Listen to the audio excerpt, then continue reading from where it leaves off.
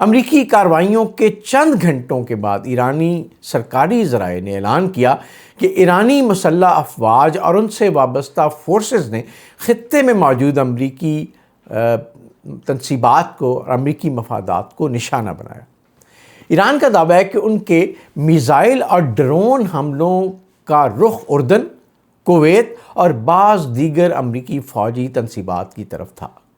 تاہم ایک انتہائی اہم بات دوبارہ آپ کے سامنے رکھ دوں کہ ان تمام حملوں کے بارے میں، چاہے وہ امریکہ کی طرف سے یا ایران کی طرف سے ہیں، نقصانات کے تمام دعووں کی آزادانہ تصدیق ابھی تک نہیں ہو سکی۔ امریکی حکام نے بعض حملوں کی اطلاعات کی تصدیق کی ہے، لیکن انہوں نے ایرانی دعووں میں بیان کیے گئے نقصانات کی تصدیق نہیں کی۔ اب امریکہ اور ایران کی ہر نئی جھڑپ کے ساتھ ایک نام بار بار سامنے آتا ہے، وہ ہے آبنائے ہرمز، اور جس میں آپ کو پتہ ہے کہ دنیا کی تمام جو تیل کی ترسیلات ہیں اس کا 20% حصہ اسی راستے سے گزرتا ہے۔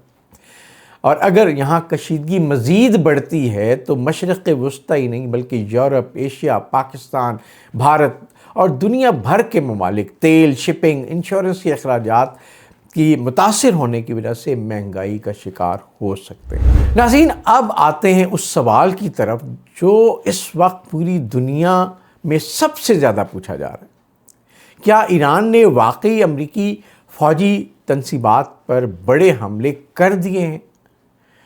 ایرانی سرکاری ذرائع اور پاسداران انقلاب نے دعویٰ کیا ہے کہ گزشتہ 24 گھنٹوں میں انہوں نے میزائل اور ڈرون حملوں کے نتیجے میں بحرین میں امریکی 5th فلیٹ سے منسلک تنصیبات، کویت، اردن اور دیگر امریکی لاجسٹک مراکز کو نشانہ بنایا، بلکہ جارڈن میں F-18 کا جو بیس ہے اس کو بھی نشانہ بنانے کا دعویٰ کیا۔